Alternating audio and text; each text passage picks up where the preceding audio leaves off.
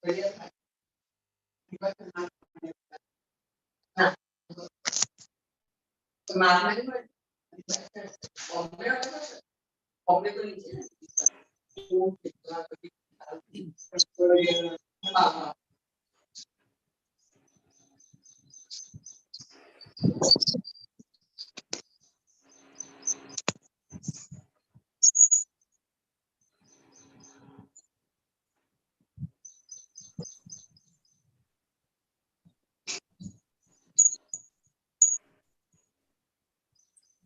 morning, Kiran bhai. Good morning, sir. Good morning. Kiran bhai, good morning. Good morning. Good morning, sir. Satish ભાઈ કે એટલે ચાલુ કરી દઈએ આપણે. Yes, we are live on the YouTube. Yes. Wait for 2-3 more minutes for other people to join. No problem. Amin Saib, કેમ છો? Good morning. Amin said mute. Mute કરેલું છે અમે. Jagdish bhai, કેમ છો? Good morning. Yes, good morning. Fine.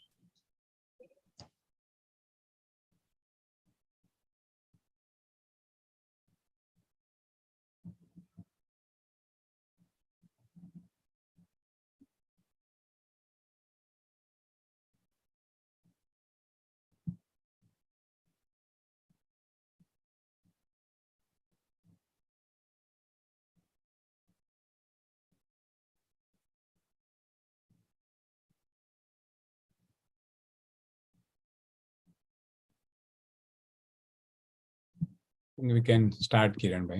I'll just formally introduce you and then we can start the topic. So, good morning, friends. Welcome back.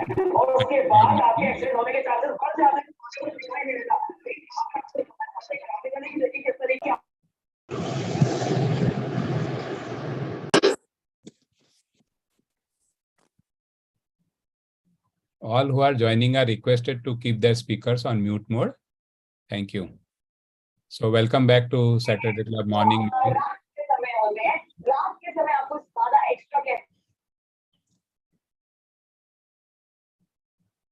Today we have Dr. Kiran Shah with us to present synopsis of the API conference, which was recently held.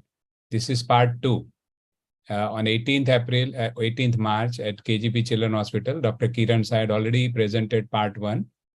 But due to request of many members, he will be briefly summarizing what he had presented on 18th, and then he'll present the part 2 of this synopsis. So over to you, Dr. Kiran bhai. Kiran bhai is a very veteran physician of Baroda, more than 30 years of experience, a keen academician.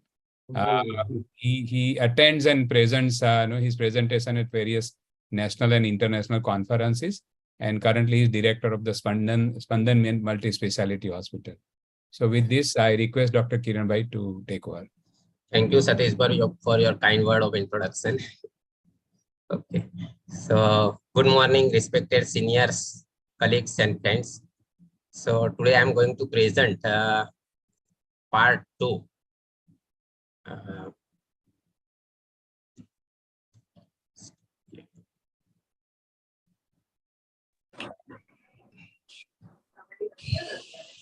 ના ના 8 કલાકે ખપો આવ્યો હતો. Okay. So today I am going to present the part 2 of the APCON conference, that is Association of Physicians of India Conference 2023, which was held in January, as you already know. So in the last Saturday club, that was offline our meeting, and we had already discussed the part 1 of that conference, because so many were not present at that particular meeting, and the request from others, I had going to just recapitulate what I have presented in that particular meeting. So about API, that is the Association of Physicians of India, a body was formed by the now 9 founder members on 23rd December 1934 in Madras, and the first conference was presided by Dr. Jivarajan Mehta. The association, which has started with merely 9 members, has now grown to nearly 20,000 plus members. The main activity of the association is the annual conference. The conference provided an opportunity for members from all parts of the country to meet, to make or renew friendships and present their scientific data. Under the chairmanship of Scientific Committee and President-elect API Dr. Girish Mathur and Organizing Secretary Dr. Bansi Sabu, this was the 78th annual conference of the Association of Physicians of India.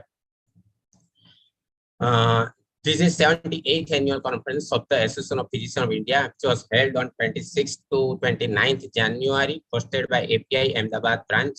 And as per the source, it was attended by more than 6,200 doctors from across the country and nearby country also. More than 700 national faculties and more than 10 international faculties have delivered their scientific inputs. Is one of the biggest scientific conclaves for physicians of India and in the field of healthcare also. APCON 2023 is an event which comprises of interactive workshops, symposia, oration lectures, scientific talks, debates, along with talks on art of medicine, communication skills, physicians' health, financial management, ethics in medical profession, and NMC norms for doctors for the professional development of physicians. So these were the oration lectures presented during that particular, that is a Netaji oration, G.S. Sainani oration, Parmeswara Life Achievement Presidential oration, Sanofi Avantis lectureship, Dr. Koholo Memorial lectureship, and Professor Rathinavalu Subramaniam Endowment Oration 2000. There are a lot of workshops and symposia also, which were in the different field like that. This was the workshop on insulin. This is a unique kind of symposium like medical ethics and NMC norms for the physicians, and there were workshops on the insulins also like that. Another important symposium and workshop on the medical disorders in pregnancy, rheumatology, town hall, then workshop in comprehensive geriatric management, and symposium of Federation of Royal College of Physicians of the United Kingdom also. Along with that also there was a symposium. About APCON 2020, I had already told you there were so many things about, apart from this oration lecture, scientific talk, symposia.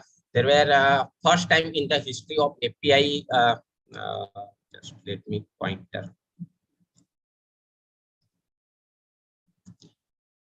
First time in the history of API scientific program book was published, that is like this. The first time in the history of API scientific program book was published. This book comprises of detailed information about API activities, souvenir, and scientific programs also.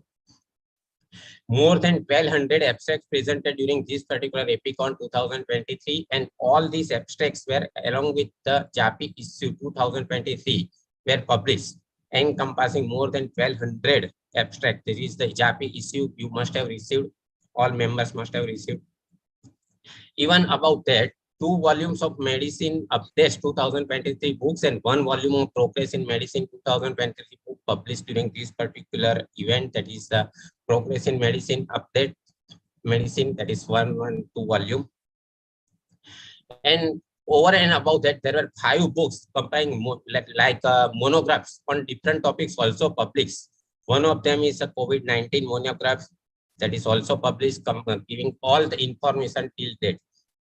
So there were a lot of publications during this particular conference, apart from scientific talks and other things, workshop. So this was the logo of APCON 2023. And this was the theme of APICON 2030, that is the evolution and revolution in the medicine. So this is the part one, which we have already discussed. Just briefly, I will tell you what exactly it was. In nutrition section, that was, we had discussed the Sasank Joshi's lecture. He was the endocrinologist and diabetologist from Mumbai. Just briefly telling you, the low muscle mass is now included in the recent diagnostic criteria for malnutrition, and low muscle mass is associated with poor outcome of COPD, cancer, CVDs, and its readmission, increased falls and fractures too. What he recommended that to assist the clinician for optimal management include place muscle mass at the core of the nutrition assessment and management strategies, identify and assess low muscle mass, develop a management pathway for patients at risk of low muscle mass, optimize nutrition to focus on muscle mass gain versus weight gain alone. So whenever you are assessing the patient, to try to gain both these things rather than only simple muscle mass, weight gain. So promote exercise and or rehabilitation therapy to help maintain and build muscle mass. What dietary intake, particularly of amino acids and resistance exercise, are required to stimulate muscle protein synthesis. And summarizing his talk, he has told that muscle loss is a serious concern. Aging and inflammatory condition congregate muscle mass and strength loss. It affects the overall quality of life due to fatigue and myalgia. There is a strong relation between muscle mass, muscle loss, and comorbid condition with poor health outcomes. Exercise along with right nutrition intervention can help improve muscle-related health outcomes also. And right nutrition is the key to overcoming muscle loss, along with supplement consisting of protein and HMB. In the scientific section, Dr. Suresh Kumar D from Chennai has rolled out the concept of fever clinics in India. We had already seen that this particular thing was very helpful during the COVID-19 pandemic. Fever clinic is a specialized unit in the hospital that screens and manages patients with fever. Aim of the fever clinic is to prevent the transmission of infectious disease between patients in the hospital and visitors.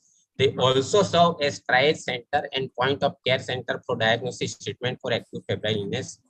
Major challenges confronted in setting up of fever clinic are having a good facility with infrastructure, availability of trained personnel, and implementation of proper algorithm protocol for effective management. Infectious disease telehealth clinic is the way forward and is emerging as a viable alternative to hospitals with no access to infectious disease specialists. That is what he has told in his lecture. In this infectious disease segment, there was a very good lecture by Dr. K. Nagesh. Particularly, he has told about the dengue fever, what not to do. We all know that dengue is a viral fever, and as of now, no antiviral medication is effective. The treatment is essentially symptomatic and supportive, and hence what not to do is as important as what should be done. What he has told is that 10 important points he has told us that do not admit the patient in febrile phase during outbreaks, which may lead to crowding and shortage of beds for the nearly needy severe dengue patients. Do not use NSAID, which can impair platelet function further and enhance the bleeding complication. Do not give intramuscular injection. Do not use corticosteroids. Do not use antibiotics, hypotonic fluids like 5% dextrose, and do not change the speed of the fluid drastically also. Do not administer IV fluid before the plasma leakage starts, and don't over-infuse IV fluids. Just essence is to give just enough fluid. Do not forget to take a baseline CBC. That was the first day of the fever. Do not insert nasogastric tube also. Do not give papaya leaf extract, which can induce vomiting. Do not insert central venous cannula as far as possible, and don't go for early intubation. And do not transfuse platelet prophylactically. Indiscriminate platelet transfusion can cause more harm than good. That is the 10 recommendation what he has told not to do particularly rather than to do. In the hypertension section, there were tremendous pressure was put on this particular ABPM, that is blood pressure measurements, methods, techniques, and current relevance. And this was a lecture by Dr. Deva Prasad Chakrabarti from Tripura. 10 minute એને ગયા વખતમાંથી જ બધી કાઢી.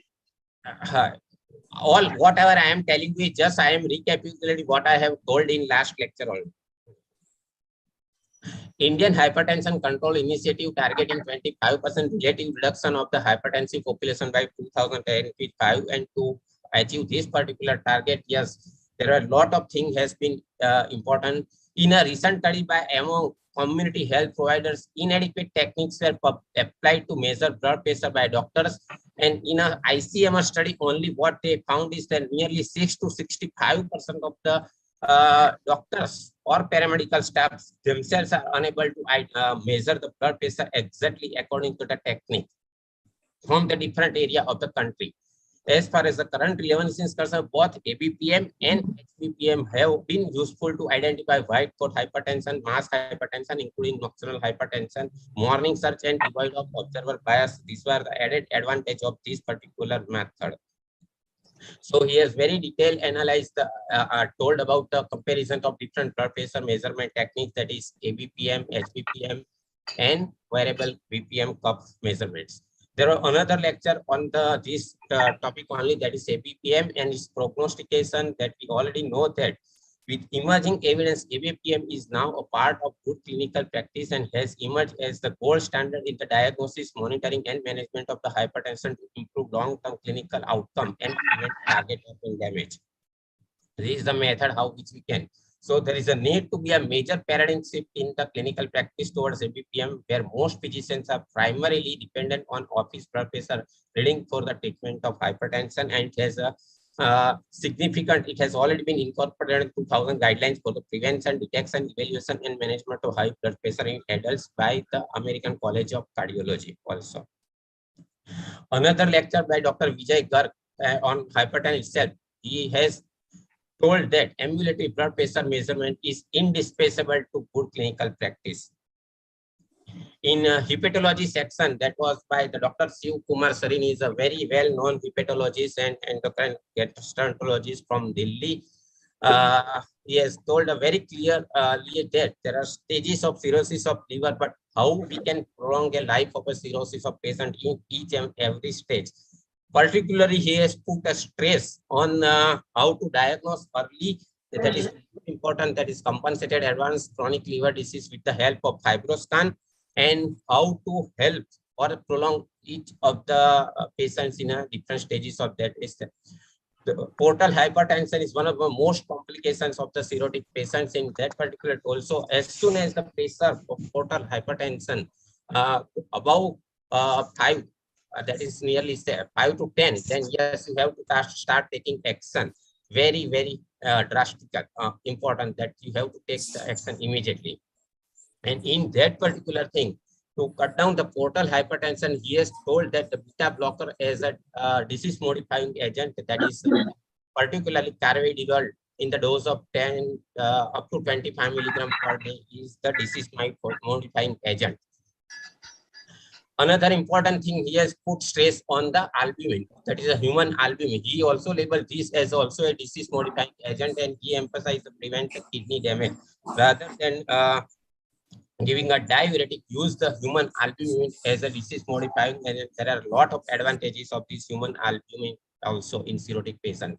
And to prolong the life of a cirrhotic patient, what he has told that there is early diagnosis and non-transplant option, that is reverse cirrhosis stage, recompensation, reduce portal pressure, disease modification with the help of weight loss, beta blockers, albumins, correct frailty with the help of this testosterone as well as the amino acids, use of these amino acids also, regenerate liver, block stunts, growth factors, no alcohol, tobacco, prevent infection, rifaximin, and screen for liver cancers also. And if it is possible, go for the transplant of the liver. In the cardiovascular disease segment, what we have discussed last time is just about the aspirin only. And now we already know that aspirin is no longer recommended for the primary prevention of the coronary artery disease. It has to be used only whenever it is recommended for the secondary prevention, because aspirin is associated with the more number of bleeding rather than its benefit. So in primary prevention of coronary artery disease, aspirin is no longer recommended. That US Preventive Task Force has already put a statement in 2022 that low dose aspirin is only to be recommended if there is a higher risk, particularly when ASCVD risk is more than 15% or 20%. And still, you have to stop it. Reasonable to consider stopping of aspirin around the age of 75 years in view of rising bleeding risk. Now coming to our part 2, that is the thing which we have left. So in part 2, I am going to discuss about the neurology segment that we have not touched during the last discussion. In neurology segment, there was a wonderful lecture by Dr. Manjari Tripathi, who was a neurologist, All India Institute of Medical Science, Delhi. And she was has delivered a very good lecture on the recent advances in epilepsy. That was a wonderful lecture she has delivered. Epilepsy is a chronic neurological disorder worldwide. It affects around 0.5 to 1% of the population, that is 50 lakhs over the past 3 decades. The spectrum of pharmacological therapy has grown significantly and now comprises more than 30% distinct anti-seizure medication now is available. With the newer third generation anti-seizure medications, physicians now have increased choices to individualize treatment for their patients. The recent advances in precision medicine is likely to boost this armamentarium further in the future. Precision medicine is an innovative approach that aims to combine the genetics, environment, and the lifestyle of the people to identify the best way to treat or prevent disease. That is what is exactly the precision medicine is meant. It employs a holistic evaluation too. So in just for one example, what he has told how the genetic helps in diagnosis and management of this epilepsy is that you already know that there are examples of precision medicine application in genetic epilepsy. Like say, for example, the patient is having a genetic disorder which affects, there is a deficiency of GLUT1, just one example, that is GLUT1 deficiency. And that is because of the mutations or something wrong with the gene, that is SLCA2A1, which you already know that this GLUT1 is a glucose transporter and it helps in the glucose transport, particularly in the brain.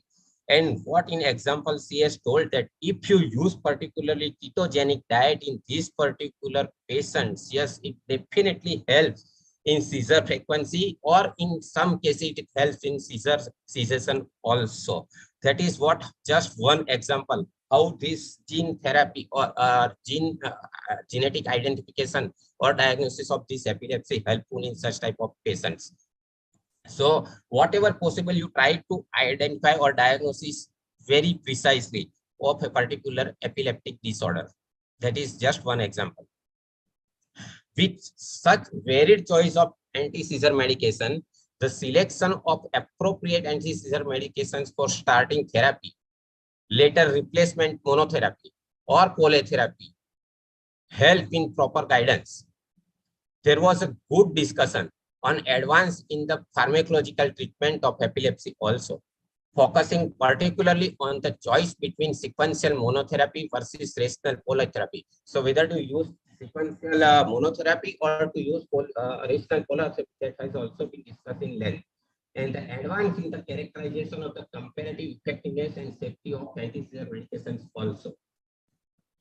However, despite appropriately chosen and adequately used dosage of currently available anti-seizure medications, around a third of the epilepsy patients, that is nearly 30 to 35% of the patients, are drug-resistant seizure. That is what is the present scenario. Specifically, individualized drug selection has improved based on the specific patient's characteristics such as age, gender, epilepsy syndrome, seizure type, comorbidities, co-medications, other factors affecting clinical response also. 8 third generation anti-seizure medications were introduced in the beginning of 2008. This includes brivaracetam, cannabidiol, cenobamate, acylabazepine acetate, lacosamide, perampanel, rufinamide, and stiripentol. These are the 8 anti-seizure medication which has been recently introduced after 2018. These are the showing the primary and secondary mechanism of action of newer third generation anti-seizure medication. You already know. After levetiracetam, now the brivaracetam, cannabidiol, and has already in the market, and it is available. Many of these are available in the Indian market also. So not going into much recall, it is already available in the book also. Another important thing in the neurology segment is the lecture of Dr. Satish Khadilkar. You already know that he is a very well renowned neurologist from the Bombay Hospital, Mumbai. Dr. Satish Khadilkar has given a very good lecture on nodoperanodopathies. What should I know actually? This was the title, and in this particular title, he has told us that nodo and paranodopathies are a subtype of acquired chronic immune neuropathies. There are clinical phenotype of GBS, that is Guillain-Barré syndrome, and chronic inflammatory demyelinating polyneuropathies with typical features, atypical features. So remember that these nodoperanodopathies are clinical phenotype of Guillain-Barré syndrome and CIDP, that is chronic inflammatory demyelinating polyneuropathy. They have characteristic electrodiagnostic features of nodal conduction block without time dispersion, temporal dispersion as recorded in the serial studies. So how it differs from this GBS and CIDP is that it has a characteristic electrodiagnostic features of nodal conduction block and temporal dispersion. Early diagnosis of nodopathy can be made by the early suspicion and testing of known antibodies. The section of immune therapy should be made on a case-to-case. Selection of this immune therapy should be made on a case-to-case basis, depending on the clinical phenotype and severity. That is what he has told in his lecture. Very good, nice lecture. Just telling you the brief about this neuro diagram, that you already know that this is a neuron, particularly nucleus and axon.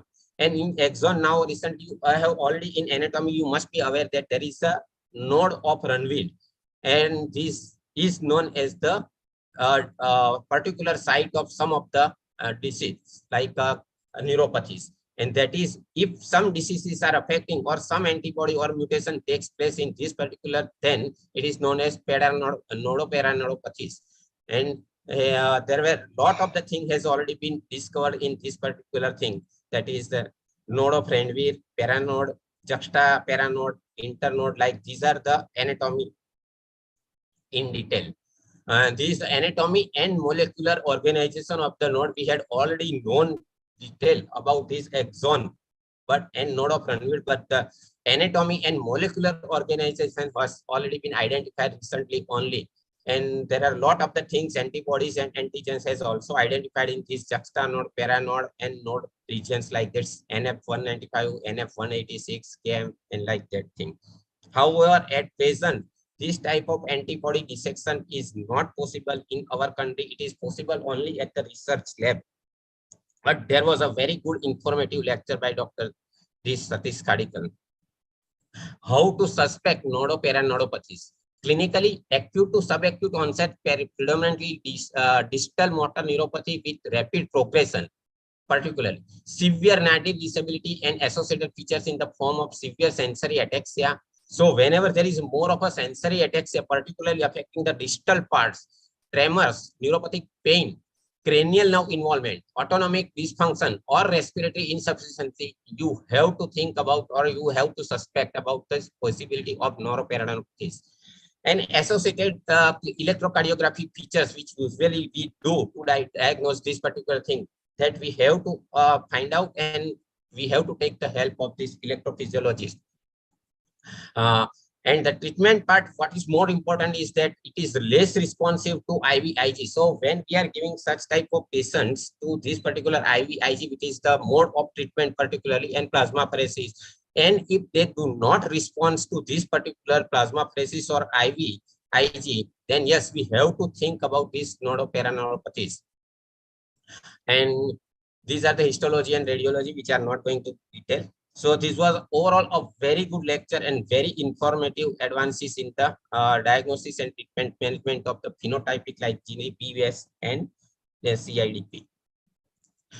In management flow horse also, he has discussed that suspect nodoparaneuropathy, diagnose AIDP in beginning, test antibodies for nodoparaneuropathy if it is available, treat with corticosteroids because they are basically non-responsive, and some of these nodoparaneuropathies are very useful in with the help with steroids. So they are steroid basically responsive if it is a immune origin or like autoimmune.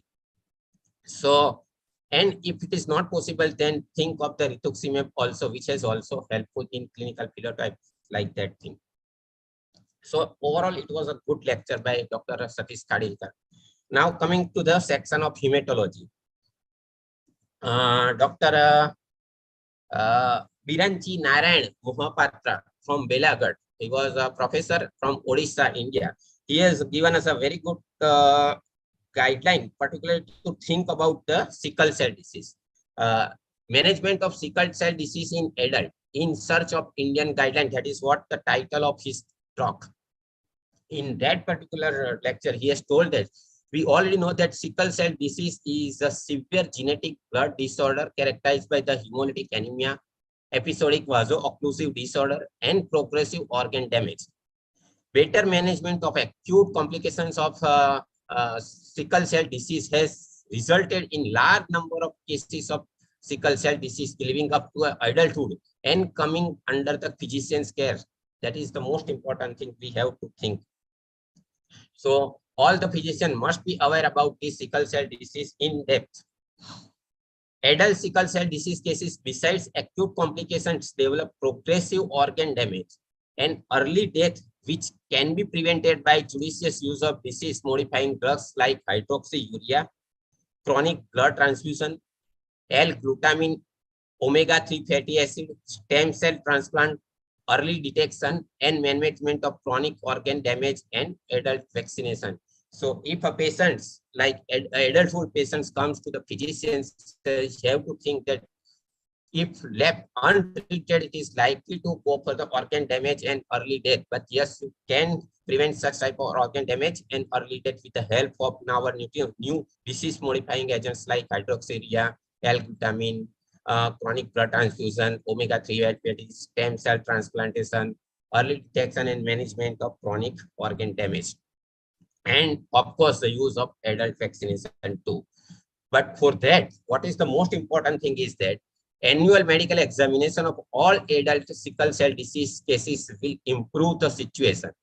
This requires a proper Indian guidelines, which is practically at present is lacking. Limited resources and lack of data of sickle cell disease also contribute to this particular thing, which adds to the lack of these guidelines. Disease modifying therapy, hydroxyurea and blood transfusion are already available, but its guidelines are particularly lacking, and it should be considered to incorporate this particular thing in guidelines. Hematopoietic stem cell transplantation and potential gene therapy may bring hope of cure in this particular disease also. So there has to be an Indian guideline. If it is available, then it will definitely helpful to the physician. At present, there is no Indian consensus guideline. Now coming to the section of gastroenterologists. There was a wonderful lecture by the Dr. Jahir Nabi and Dr. Nageshwar Reddy, particularly third space endoscopy for physicians. Nowadays, it is also available in Vadodara. That's why I have included this particular topic in this talk. You already know that third space endoscopy is one of the most rewarding innovation in the field of therapeutic endoscopy in the recent era. Third space is equal to submucosal space, is a virtual space between the mucosa and muscularis lever that you already know, which can be expanded using various injectable solution and assessed within with an endoscope. Just I will tell you show you this particular picture in which you can, with the help of this endoscope, you can explore this particular submucosal space that is known as the third space. In turn, third space provides with the opportunity to manage various pathological conditions involving submucosa, muscle layer, and beyond. Beginning with the achalasia, third space is now being utilized to manage a number of GI diseases such as esophageal motility disorders, subendothelial tumors, that is SET, Juncker's diverticulum, that is ZD, refractory gastroparesis, esophageal strictures, and Hirschsprung disease that you already know in previous study. The third space endoscopy is most widely utilized in the esophagus among various locations in the GI tract. The major indication of this third space endoscopy in the esophagus include POEM. The POEM is the per oral endoscopic myotomy for esophageal motility disorders, submucosal tunneling endoscopic resection for SETs, like that is subendocardial tumors, submucosal tunneling with the endoscopic division of the spectrum. Just I will telling you the what is short term use in this particular thing. In case with the Juncker's that diverticulum, that is Z POEM technique, and in epinephric diverticulum like the POEM. POEM is a per oral endoscopic myotomy. That is what I had told you. So these are the particularly the disease which we can assess with the help of this third space endoscopy. Esophagus, stomach, and rectum, Juncker's diverticulum, Z POEM, achalasia, D POEM, like that thing, POEM strictures, refractory gastroparesis, subendothelial SETs, and in rectum, Hirschsprung disease. So these are very good new concept. I think many of the or some of the centers in Vadodara is also doing this POEM. This is how the technique, submucosal exploration with the help of some liquid solution, then incision, then go into the depth, identify the stricture, myotomy, and then with the submucosal plan again close it. Going to the section of pulmonology, there was a wonderful lecture by the Dr. Randeep Guleria. You already know that Dr. Randeep Guleria is the pulmonologist from the, and he is an ex director of the All India Institute of Medical Science. He has given a very good lectures, particularly during the era of COVID. In this Epicon 23, he has delivered a very good lecture on this tuberculosis or sarcoidosis. The title was tuberculosis or sarcoidosis. And in this particular sarcoidosis and tuberculosis, we already know that tuberculosis is caused by the Mycobacterium tuberculosis, and sarcoidosis is the extraordinary growth of inflammatory cells at various parts of the body. Remember that Mycobacterium is one of the etiology to do the to go for the development of the sarcoidosis also. So some people consider that sarcoidosis is the spectrum, remote spectrum of the tuberculosis also. But however, these are the two different entities. He has discussed very in depth how this Mycobacterium tuberculosis at the molecular level, microbiological level, immunological level, histological level, clinical level, and at epidemiology also, it is different from this sarcoidosis and produces two different conditions.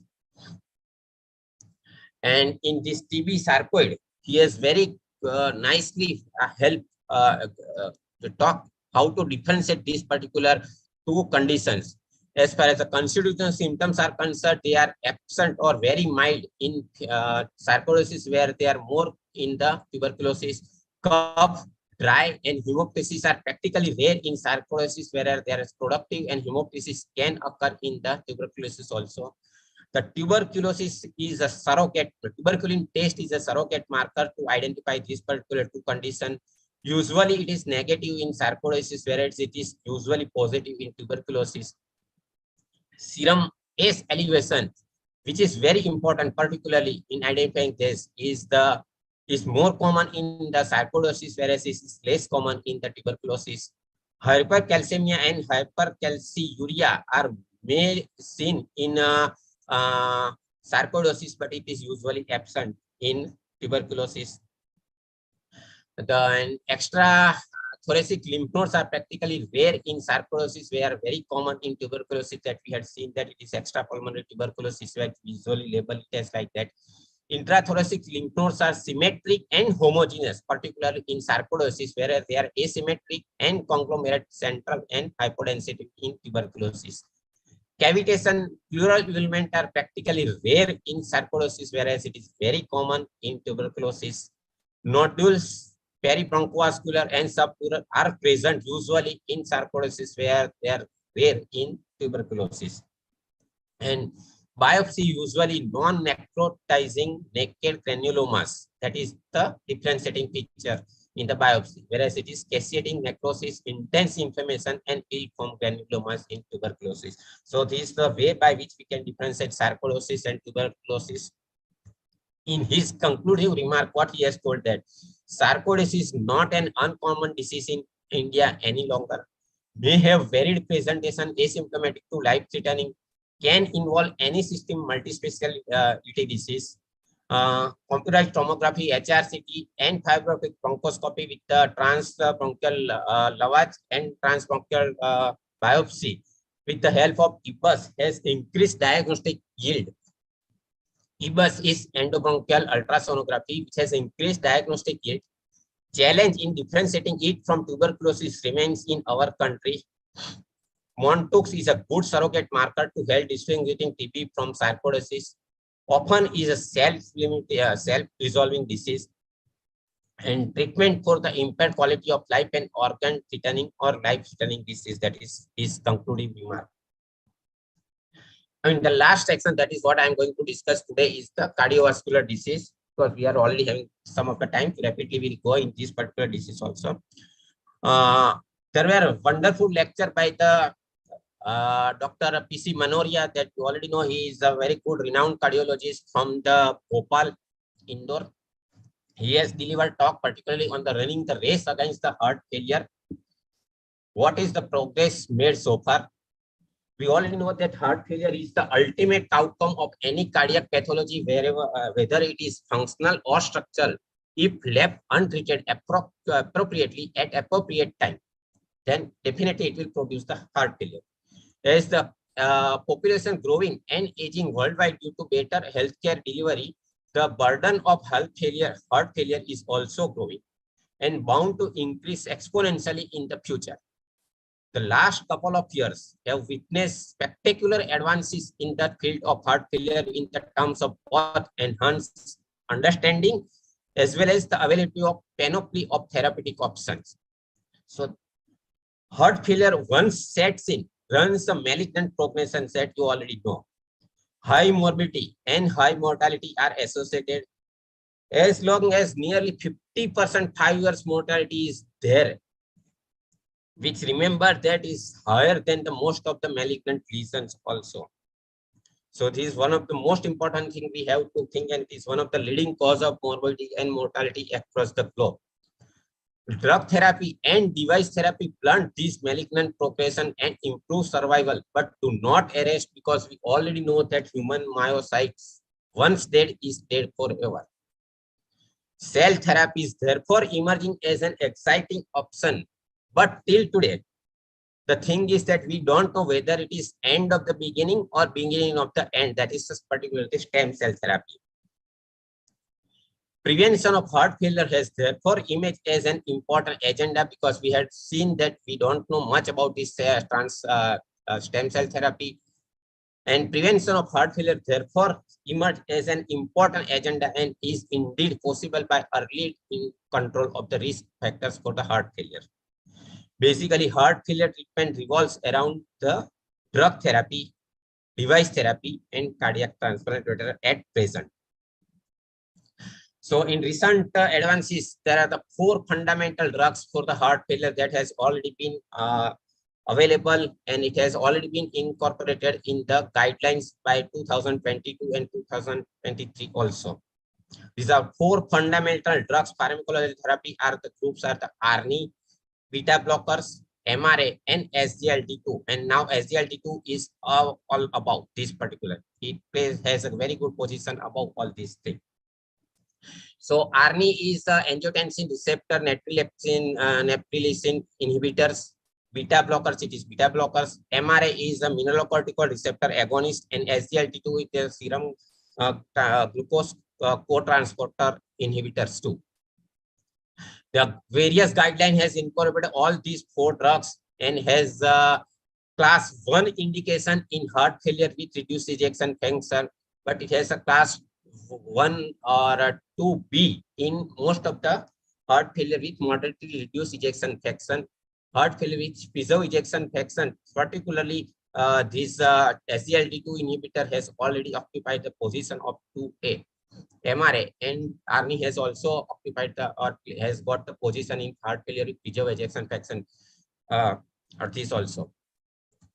Now the universal definition of the heart failure is also come up in the almost all guidelines in the 2021 onwards, that heart failure classification according to the left ventricular ejection fraction, that is left LVEF, that is what the short term we use in the echocardiography reports. So to label the person is having the heart failure, we must have echocardiography also.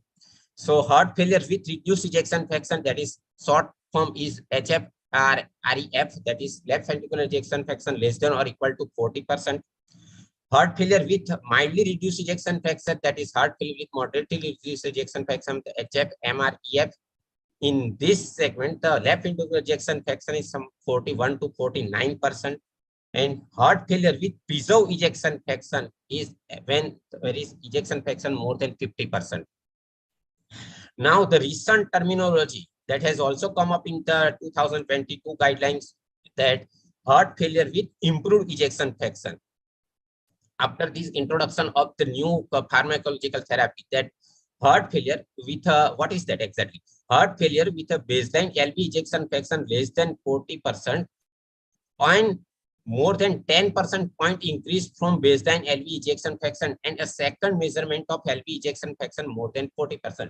So whenever there is a more than 10% increment in particularly heart failure ejection fraction, when the baseline is less than 40%, we label it as a heart failure with improved ejection fraction, that is possible.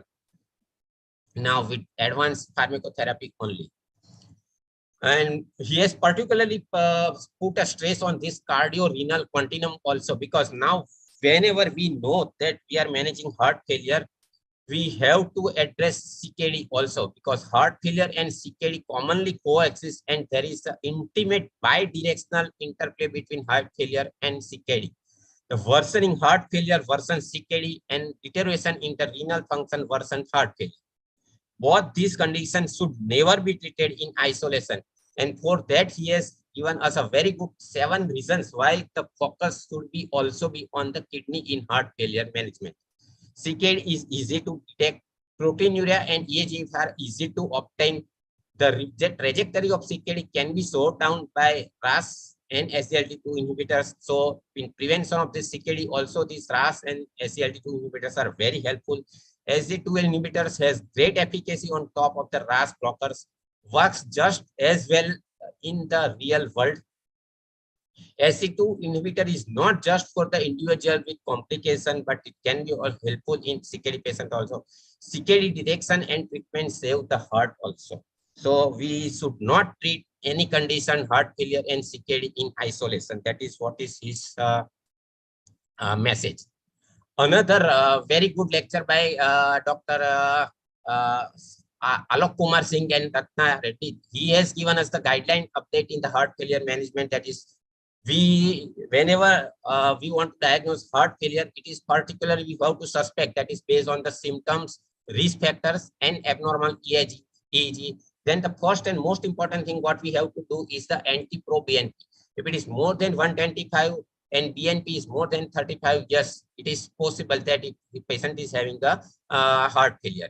Then go for the echocardiography and find out whether the presence of structure and functional abnormality in heart and phenotype based on the LV ejection fraction is there or not. And according in previous lecture, what topic what I told you is that whenever there is ejection fraction less than 40, yes, it is heart failure. 41 to 49 also helps this particular LV ejection fraction measurement to identify the different classes of ventricular failure. And if both these things are absent, then particularly heart failure is unlikely. This is the guideline directed diagnosis of this heart failure. The guideline directed pharmacology therapy also, he has discussed that diuretics, ACE inhibitors, ARB, ARNI, beta blockers, MRA, SGLT2 inhibitor, and the newer molecule that is Vericiguat and is also been discussed in this particular topic and lecture. So digoxin and evaporating has also its place, but it is nowadays very less in the management protocol. This we had already discussed in last, so I'm not going to discuss this particular thing. There are social events during this EPICON. So apart from these scientific events, there were a lot of social events during this EPICON 2023. About venue, that is what I want to tell you, that it was held in Mahatma Mandir Convention and Exhibition Center located in the Sector 13. And Mahatma Mandir is a unique structure. It is a temple cum museum cum exhibition cum convention center. So it is like a multi-speciality hall or center. It is one of the biggest convention center for India, spread over an area of 34 acres, and it has an extraordinary place is built with the vision of Sri Narendra Modi to set up sports with international standard facilities. And you already know that along with this convention center, there is a Dandi Kutir Museum, that is known as the Salt Mount Museum, is one of the largest museum of India, built on the life and techniques of Sri Mahatma Gandhi. The museum is designed with advanced electronic technologies with the audio, video, 3D visual and 360-degree shows to showcase the entire lifespan of Mahatma Gandhi from birth as Mohandas Karamchand Gandhi in Porbandar to become Mahatma Gandhi, father of nation. The key attraction is the main conical structure of the museum, look like it in moonlight. The building outlook is inspired from Salt March from Dandi village and the major incident of the Mahatma Gandhi's freedom fight. These are some short, sweet memories of the EPICON photo gallery. This is the main lecture hall of this thing. And it comprises nearly 22,000 people can be accommodated in this Mahatma Gandhi Convention Center. This is the museum, what I have told you, Dandi Kutir Museum, Gandhinagar. I think this is all what I want to tell you in this particular topic. I think we are having 10 minutes to discuss if anyone is interested.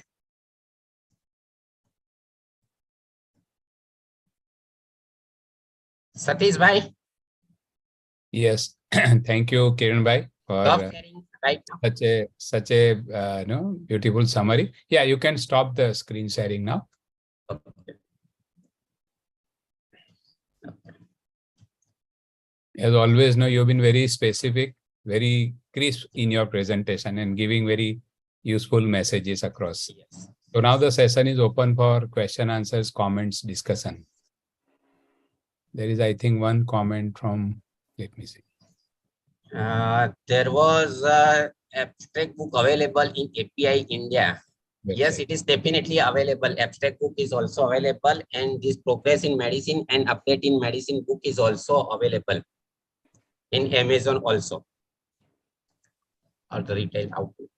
No, my question is it available on net? Net पर I really doubt. મને ખબર નથી પણ available હશે. I am not sure. Hemant bhai, mostly it must be available. I am not sure. Hemant bhai. Any other question or comment?